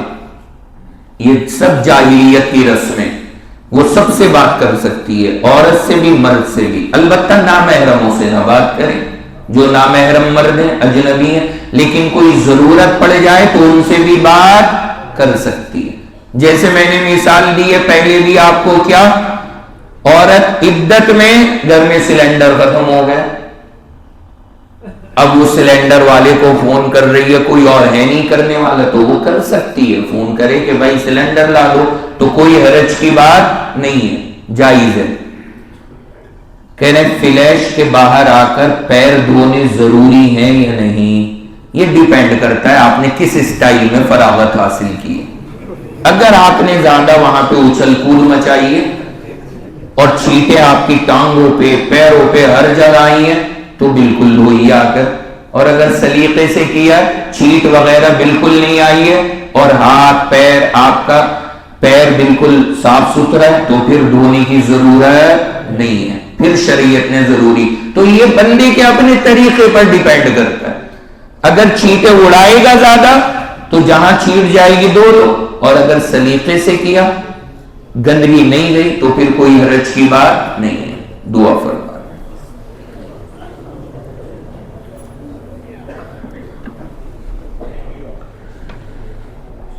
الحمد للہ رب العالمین الرحمن الرحیم والصلاة والسلام على سید الانبیاء والمرسلین محمد وعلى آلہ واصحابہ اجمعین. ربنا آتنا فی الدنیا حسنہ وفی الآخرة حسنہ وقنا عذاب النار.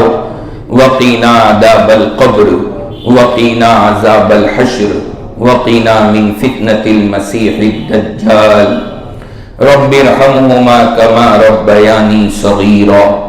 یا اللہ ہم سب کے ساتھ رحم کا، کرم کا، فضل کا معاملہ فرما۔ یا اللہ ہماری خطاؤں کو، لغزشوں کو، غلطیوں کو اپنے فضل و کرم سے معاف فرما۔ یا اللہ ہمیں اپنی محبت والے اعمال کی توفیق عطا فرما، ناراضگی والے اعمال سے ہم سب کی پوری پوری حفاظت فرما۔ یا اللہ جب تک ہم دنیا میں زندہ ہیں اسلام پہ قائم رکھنا، اور جب آخری وقت آئے تو ایمان پر موت عطا فرما۔ اے اللہ جو یہ سارا مجمع یہاں پر موجود ہے، اللہ سب قرآن کو سمجھنے آئے ہیں، اللہ جو آج کا پیغام ہے یہ ہم سب کے سینوں میں داخل فرما۔ اے اللہ سود سے، سود خوری سے، سودی معاملات سے ہم سب کی پوری پوری حفاظت فرما۔ یا اللہ ساری زندگی سود کے 1 روپیے سے بھی ہمیں محفوظ فرما۔ اے اللہ ہمارے معاشرے کی سود سے حفاظت فرما۔ اللہ سود کی نحوستوں سے ہمارے معاشرے کو پاک فرما۔ اے اللہ اس طرح کے معاملات سے ہم سب کو پوری طرح محفوظ فرما۔ اے اللہ ہمیں حلال پر صبر کرنے والا بنا۔ اللہ حرام سے ہمیں رکنے کی توفیق اور ہمت عطا فرما۔ میرے مولا اللہ یہ مبارک مہینہ شعبان کا شروع ہو چکا ہے، اللہ 1 مہینے کا فاصلہ ہے ماہ مبارک رمضان کے آنے میں۔ اللہ رمضان تک ہم سب کو عافیت سے پہنچنا نصیب فرما۔ اے اللہ پورے ایمان، صحت اور قوت کے ساتھ رمضان کے استقبال کی تیاری نصیب فرما۔ اے اللہ حضور نے، ہمارے نبی نے شعبان کو اپنا مہینہ کہا ہے، اللہ ہمیں اسی مہینے سے عبادات کا اہتمام نصیب فرما۔ اللہ شعبان کے اس مہینے کی قدر نصیب فرما۔ اللہ یہ بڑے مہمان کے آنے سے پہلے ایک چھوٹا مہمان ہے، اللہ ہمیں اس کی بھی قدردانی نصیب فرما۔ اللہ آگے آنے والا رمضان ہم سب کے لیے مغفرت اور نجات اور بخشش کا بنا۔ اے اللہ اس مجلس میں جتنے لوگ ہیں جس کی جو بھی ضرورت ہے، اپنے غیب کے خزانوں سے سب کی ضروریات کو پورا فرما۔ اللہ جو بیمار ہیں انہیں شفا عطا فرما۔ اللہ جن پہ قرضے ہیں غیب سے قرضوں کی ادائیگی کے اسباب پیدا فرما۔ اللہ جو جس لائن سے پریشان ہیں اسے سکون عطا فرما۔ میرے مولا اس مجلس میں ہم نے جتنی دعائیں مانگی ہیں، اپنے فضل سے وہ تمام چیزیں ہمارے آقا سرور دو عالم جناب رسول اللہ صلی اللہ علیہ وسلم کے صدقے طفیل میں قبول فرما۔ وصلی اللہ تعالی علی خیر خلقہ محمد وعلی آلہ واصحابہ اجمعین برحمتک یا ارحم الراحمین، آمین یا رب العالمین۔